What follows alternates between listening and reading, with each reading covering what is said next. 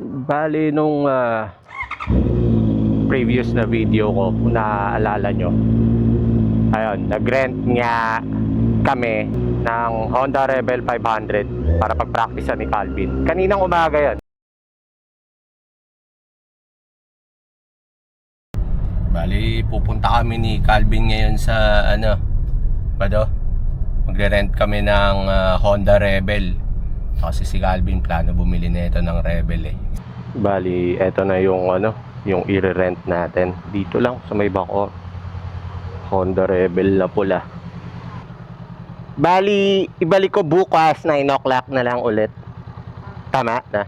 Sige. 12 hours po. Mamayang gabi. Ay, mamaya pala. Sorry. Mamaya alas 7. Sorry. Usap muna kami ni Calvin dito. Angas ba? Iwan mo na ako. Or kapag iwan na kita, wag na tayo magantayan. Diretso uwi na. So, ayun. Highway feels na. Check natin.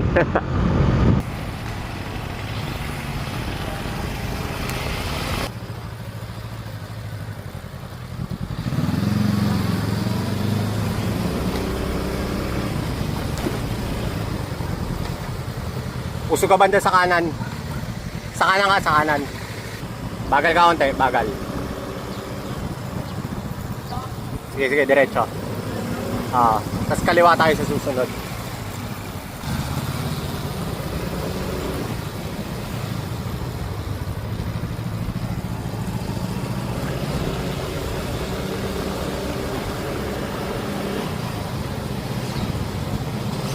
Overtake ako sa kaliwa mo, Calvin, sa kaliwa mo. Dito. Sige, bagal ka konti. Yan. Tapos ngayon, na siya. Marunong na.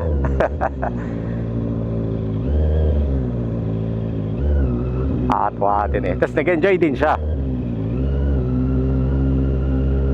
Okay din, di ba? I mean, parang worth it yung pera ng rent. Parang kanina, pagdating sa bahay, almusal lang konti, tapos ikot-ikot lang dito sa subdivision. Alam mo yun, makuha lang yung mastery ng controls. Fast learner naman to si Calvin eh. Parang well, nag-i-scooter na siya prior, tapos nagda-drive na rin. So, alam mo yun, yung reading ng road behavior, di na bago sa kanya. Talagang inaaral niya na lang is yung mastery ng machine itself. Tapos ayun, kanina parang mga ilang oras, yan, marunong na siya. Bali, ang namin ni Calvin ngayon, ang ruta namin ngayon, punta kami sa may Foresta Cafe dito sa may Villar City lang, malapit lang yun sa amin.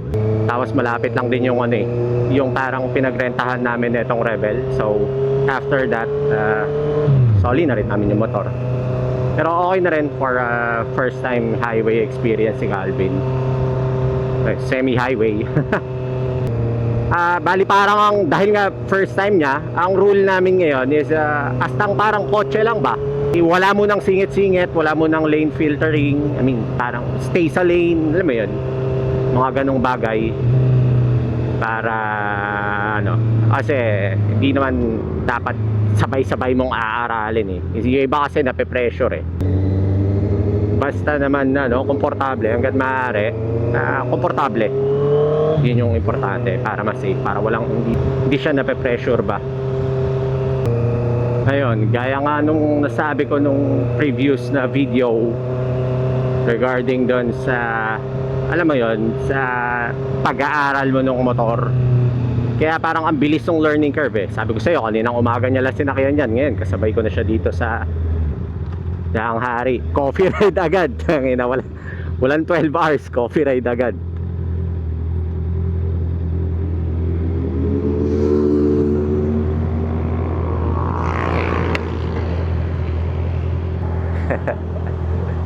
Naka-neutral yan. Naka-neutral.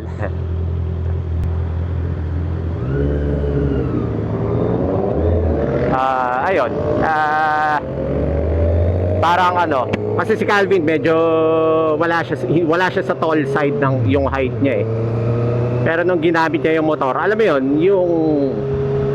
hindi niya kailangang intindihin na takot ba siya, na abot niya ba or hindi niya ba abot, top heavy ba yung motor, bottom heavy ba yung motor. Hindi, parang nung ginamit niya kanina, sabi niya, Tito Mac, parang ano to parang hindi big bike daw. Pero ayun, ayun nga yung point doon eh. Hindi ka ma-intimidate. Kasi pag na-intimidate ka, hati agad yung attention mo eh. So kung ngayon, ang focus niya na lang is mastery ng motor. Which is, ayun nga, nag-translate naman. Kayang-kaya niya na ngayon. Yung decision making sa, alam mo yun, imbis na yung attention mo is nakafocus ka pa sa pagiging intimidated dun sa motor. Hindi na. Yung attention na yon ilalagay mo na sa sa pagbasa ng kalsada. Etong incoming na intersection ba to? Threat ba to? May mga hazard ba? Alam mo yon? So mas magiging safe ka. Yung iba kasi parang sabi, kapag tinatanong ano ba magandang first big bike, sabi ko tangina mag-rebel ka pre. Lalo na kung wala ka talagang idea. Hindi naman necessary na yun ay forever bike mo eh. Bibilihin mo siya dahil gusto mo matuto. Kaya nga sabi ko second hand lang eh. Pagkatapos benta mo. Kasi usually kahit bumili ka na ng gusto mong motor, kung ZX4RR man yan or Ninja 400 dahil gusto mo ng sport bike, eto naman. Kaso ako nagsasabi sa'yo, malamang sa malamang, after ilang seasons, sige after ilang riding season, aayawan mo yan. At nangyari sa akin yon, pinagdaanan ko yun. So ayun ba, na bibili ka muna ng Rebel. Tapos pag confident ka na sa riding skills mo, di tsaka ka mag-upgrade. Kaya second hand binili mo para hindi sayang yung pera. Abot ba siya? Abot pa yan, 16 seconds.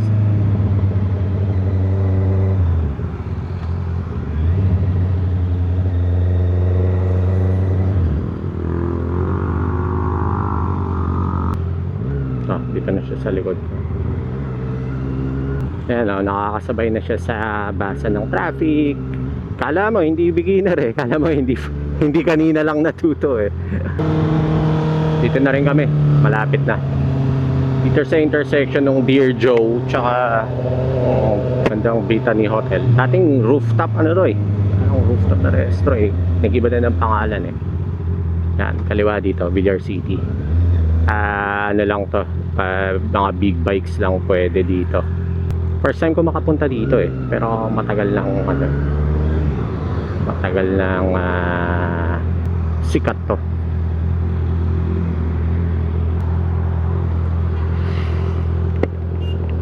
Well, dahil sa pricey. Okay lang. Cute ni Calvin, nakahawak lang palagi sa clutch eh. Ayun naman talaga dapat. Sayang medyo madilim na. Nakatulog kasi si Calvin kanina eh. Galing night shift to eh. Kaya ginabi na rin kami.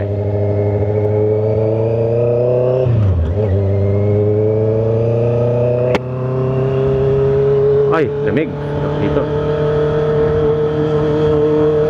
Nakinano na rin pala to, no? 3 years na rin pala to. Anong reason lang. Kaya ang ganda rin, no? Pero nanggaling na sila Calvin dito eh. Hindi maganda yung nila. Hindi maganda yung review niya.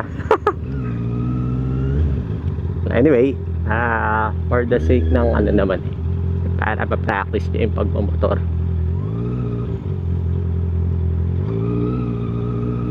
Magandang parking.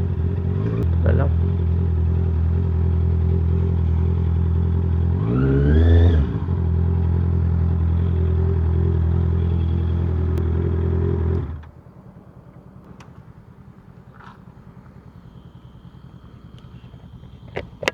Ako na magparada. Mahirap yung ganyan. Gilid mo doon. Delikado yung ganyan. Tricky yan. Wag na.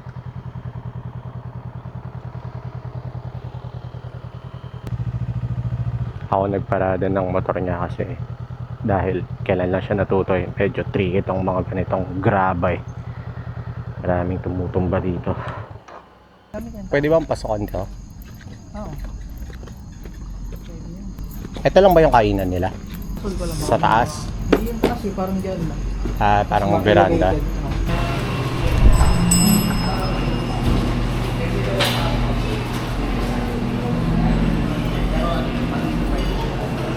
For two, kahit saan. Ito. Hindi pa pa natatry mag-expressway pag nag-expressway ka. Parang ang lamig dito kanina, no? Pagpasok.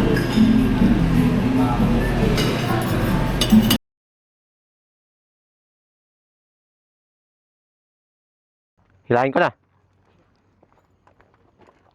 Kaya lalayan kita. Up. Sige pa.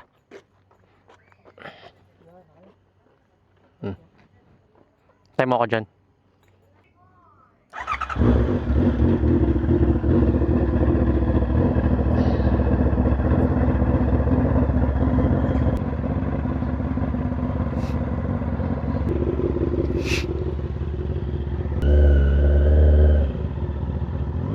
Teka lang, di pa pala nakastrap helmet ko.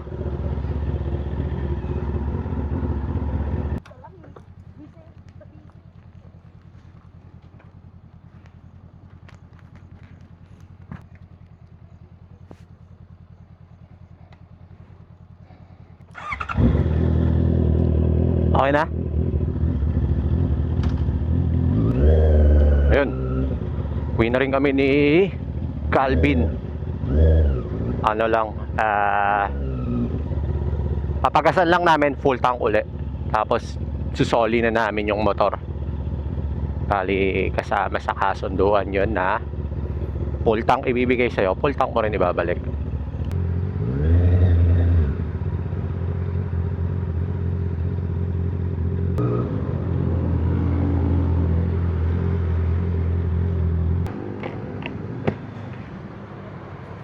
XCS pakarga mo. XCS. Okay na. Pag pa full tank na. Soli na namin yung motor. Kakwentuhan kami kanina eh. Parang overall nag-enjoy siya.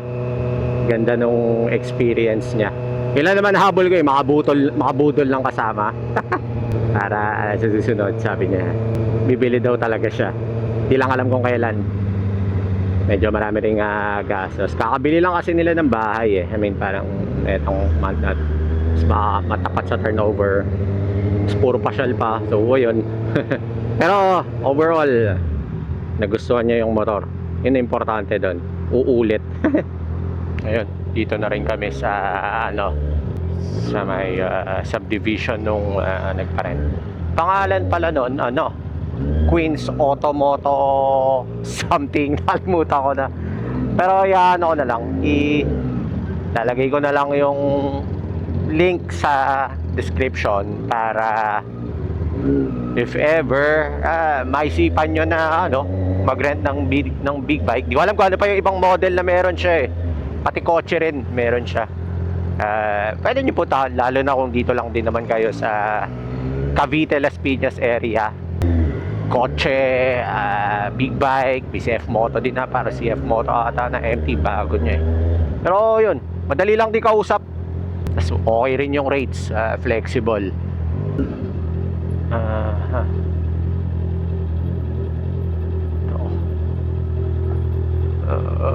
Dito.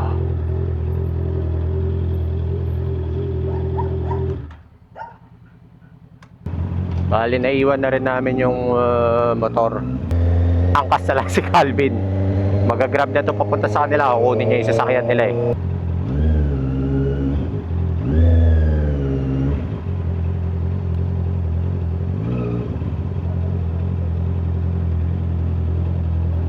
Sarap ng tulog ng aso. Sige, ba. Okay. Okay ka na dito? Dito ka na magbubook, no? Sige na, sa bahay na lang mamaya. Bye-bye. Ingat, ingat. So, yun. uuwian na rin. Dito ko na lang rin tatapusin tong video. Hanggang sa susunod na upload na lang ulit.